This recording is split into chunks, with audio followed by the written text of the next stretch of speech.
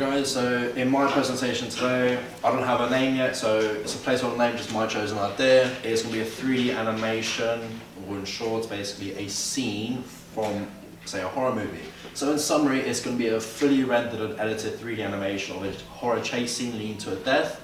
Or in further detail, it kind of starts off with chase scene, antagonist point of view, then leads to another camera angle where you can see the protagonist, so the big evil character, and then basically it's a chase to a cabin house in the middle of a deep dark forest, no access to public, and then basically leads to the protagonist breaking into the building, chasing off the antagonist and cutting just before the attack happens. So for a mood board, for example, so I've obviously included a variety on here. So obviously there's a bit more inspiration for environments, some taken from some from the forest, from video games, and there's some inspiration for the protagonist and antagonist, kind of trying to chase like images that like fit how the camera angle is going to work. Like this, for example, or kind of like the shouting scenes there, for example, and then there's obviously the bit from the shot in the bottom corner that kind of represent how basically the angle of the camera will be when the protagonist breaks in. And so from inspiration, I'm taking inspiration from Friday the 13th, Scream, and The Shining. So quite dated movies, but still great as it's quite revolutionary with the horror topic and just like general stuff and just general stuff towards the horror genre. And I feel like some scenes and some other movies, like Scary Movie, for example, can be used to help inspire how some scenes run out, for example. And so the characters, so the antagonist is basically going to be a big, scary character, whether it's a monster or it's a person, basically completely clean, or maybe there's some sort of battle scarring, for example. It's big and scary, chasing off the antagonist with murderous intent. And then the protagonist, following the laws like shape theory and colour theory, well, that's going to be like a small, skinny character that's going to be chased after, so obviously injured because it's running away from the antagonist. Just clearly injured them, basically show effect. For like the horror genre in general, kind of just showing fear, showing basically life or death, because it's the middle of the forest, it's going to be dark, you kind of see no way out unless you go, okay, here like comes and save the day, which is not my intention. How will it get done? So for the models, since it's 3D animation, I'm not sure whether it's going to be of my own creation, which I wouldn't be too confident in trusting, judging the time we have for this project. So I'm most likely using websites like Sketchfab or Turbo Squid or ArtStation, basically to try and find free to use models, or maybe pay models for cheap if I'm really willing to invest into it, because it's maybe a project I'll be willing to further elaborate post the timeline if it's necessary. And software wise, modeling, I'm choosing to go with Blender due to the fact it's free to use and it's within better expertise to my handling than in Maya is, considering it's even though it's an industry standard software for modeling or even animation even. But for the animation, I'm most likely going to try Unreal Engine, mainly just because of the fact it's free, and I have friends within the industry that can maybe help me support my understanding and learning towards it, as I've heard and looked through on sources online that it's becoming a more commonly used software for 3D animation as well. And so for the texturing, as far as my knowledge goes, Adobe Substance Painter is my only kind of acknowledgement in terms of software for texturing, and I feel like it'd be the most effective because I've used it before as well. So I feel like it benefit me, benefit time, because there's obviously not too much time. 6 weeks, it's not a lot, especially for this project, which is quite grand, I will say. It's quite over-ambitious, but obviously I have the intent of maybe pursuing it post this, so I'll get done what I can. Research-wise, I've just put basically the blunt topics there, genre, tutorials, and then animation techniques. So the genre, obviously I'm looking into horrors, looking into thrillers, and looking into movie inspirations, such as like I showed earlier with Scream, The Shining, etc., etc. Basically allow them to mimic character movements accurately, so to speak, fitting character stereotypes, making movements believable to make sure the theme is showed accurately. And secondly, yeah, it will fit the stereotypes so it can be identified correctly based off of a viewer's standpoint when they view this, for example. And the tutorials, as I'm not fully confident in my 3D capabilities, as I'm no professional, obviously lots of tutorials, lots of help, lots of online forums will be needed to basically help me boost my knowledge and just help me learn, basically get better at this.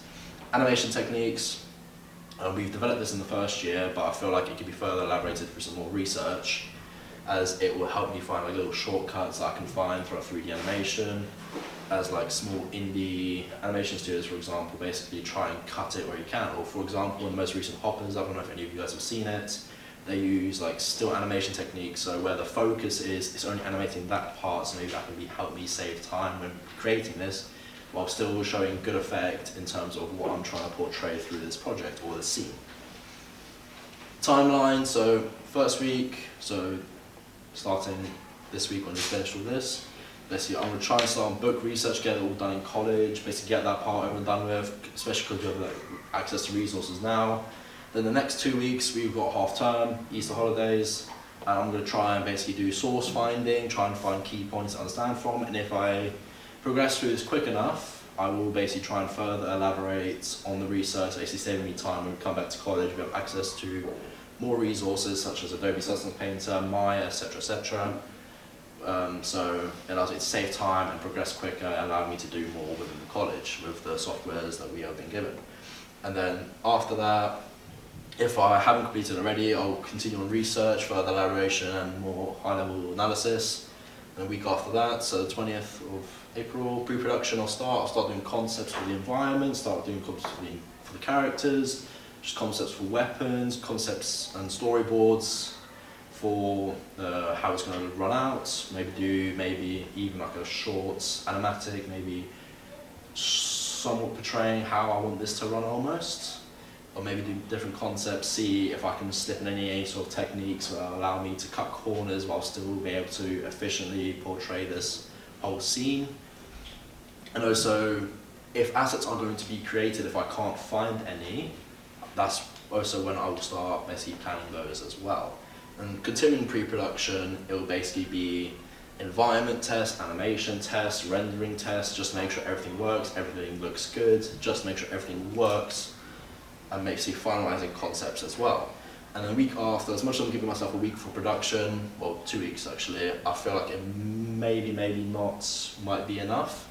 So first week I'll basically primarily focus on blocking the animation, basically making rough drafts, so when it comes to finalising it more, it'll be more detailed, it'll be more better, look better, cleaner, and then rough posing like I just explained. And then the week after, hopefully I will have finalised the animation, finalised lighting, making sure everything looks clean, looks quote unquote real to what it's intended to look like, and just hopefully, if the time allows me to, I will be able to add like a soundtrack, like a backing track, or even add Foley, for example, just to increase the dramatic effect of it.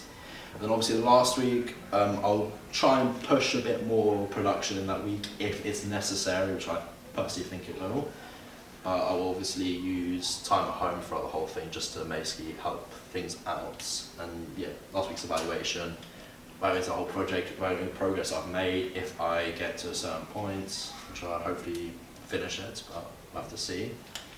But yeah, that's it for my pitch. Is there any questions? Go on. I like the idea. I just want to say, do you feel like you'll be able to finish this all? Because I know like modeling and stuff is quite... It is, yeah, I've acknowledged that, and I feel like, to be fair, all three of my ideas were quite ambitious as well. But I feel like, as I mentioned towards the beginning, it's maybe something I'd be willing to progress further outside of this college. So basically, because I have a desktop at home, it's quite powerful, I could do 3D from there. That would help me production-wise. But ultimately finishing it, I'm not too sure. I feel confident in saying I can probably get it done, but to be honest, it's mainly just time, effort, and also skill, because I don't know if I'm good enough to basically do it to that much depth.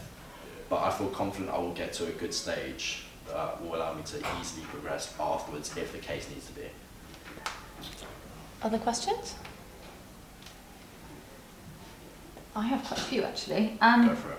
So, well, my one kind of main question is, well, have you thought about primary research? What primary research are you going to do? Because you talked about other games and things that you're going to look, films. Yes. But not so much about what primary research you'll do.